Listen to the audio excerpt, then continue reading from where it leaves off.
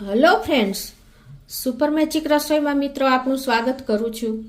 આજે હું ઉકળતા પાણીમાં દીવા નાખીને ખાસ રેસીપી બનાવવાની છું, તો તમે એન્ડ સુધી જોડાયેલા રહેજો। તમને ગમે તો લાઈક કરજો, શેર કરજો અને સબસ્ક્રાઇબ કરવાનું તો ભૂલતા જ નહીં। મિત્રો, આ રેસીપી 5 સ્ટાર હોટલોમાં ખાસ જોવા મળે છે, તો આજે આપણે ઘરે હું તમને લાઈવ ડેમો બતાવું છું।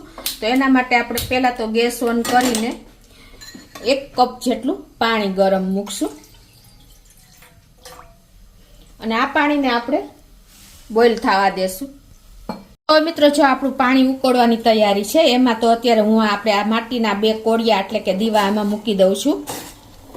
આ ખાસ રેસીપી છે અને આ 5 સ્ટાર હોટલોમાં સેફ લોકો બનાવે છે ને લોકો 3 ગણા ભાવ દઈને અને આ રેસીપી પીવા માટે જાય છે મિત્રો। તો તમે છેલ્લે સુધી જોડાયેલા રહેજો।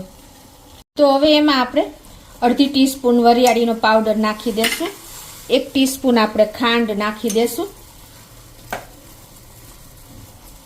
અને થોડો એવો આપણે ગોળ નાખી દેશું અને હવે એમાં આપણે 4 લવિંગ પણ નાખી દેશું અને 2 આપણે ટોચેલી એલચી પણ નાખી દેશું। તમને લોકોને ખ્યાલ તો આવી જતો હશે મિત્રો, આ એકદમ સરસ રેસીપી બને છે અને લોકો હોશે હોશે પણ લે છે।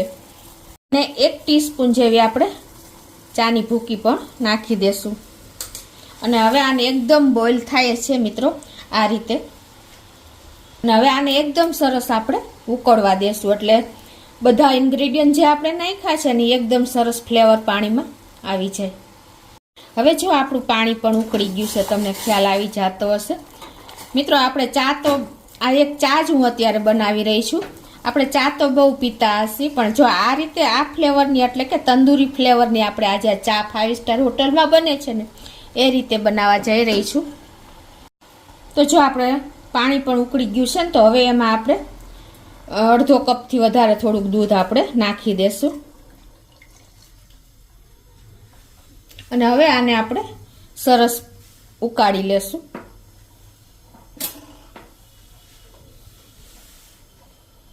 તો મિત્રો, આપણે રૂટીન ચા બનાવતા હોઈએ છીએ તો આપણે ખાલી ચાની ભૂકી, મસાલો અને ખાંડ ને દૂધ એટલું જ વાપરતા હોઈએ છીએ।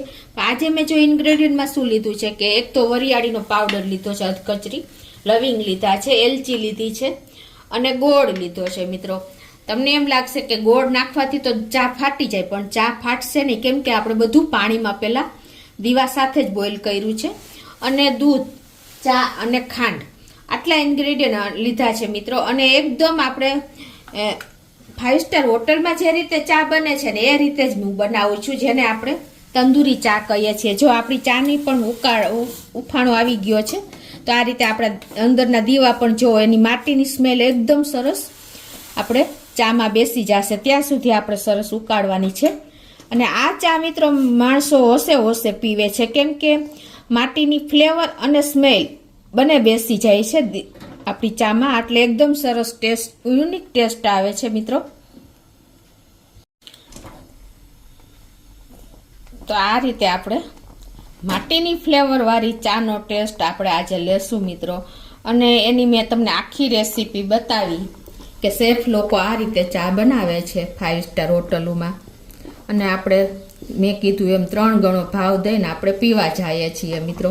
તો ઘરે તમે ચોક્કસ એક વખત આ રીતે તો ટ્રાય કરજો મિત્રો। જો મિત્રો, આપણી ચા સાથે માટીના કોળિયા પણ ઉકળે છે, એટલે કે આ ખાસ રેસીપી જ છે। આ તંદૂરી ચા તમે ક્યારેય નહીં બનાવી હોય અને આ રીતે ઘરે બનાવવા માટે ચોક્કસ ટ્રાય કરજો।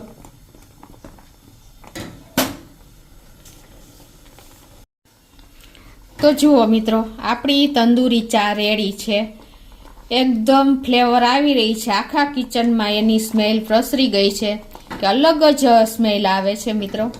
તો હવે આપણી ચા થઈ ગઈ છે, તો આપણે પહેલા તો આ માટીના દીવા લઈ લેશું બહાર।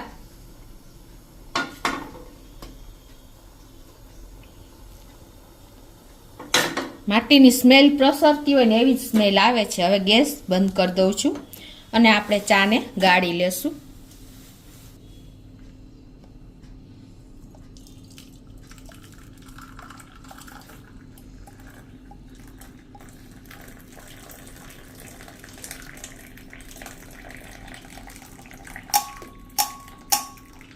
જો મિત્રો આ ચા જોઈને આપણને પીવાની ઈચ્છા થઈ જાય છે.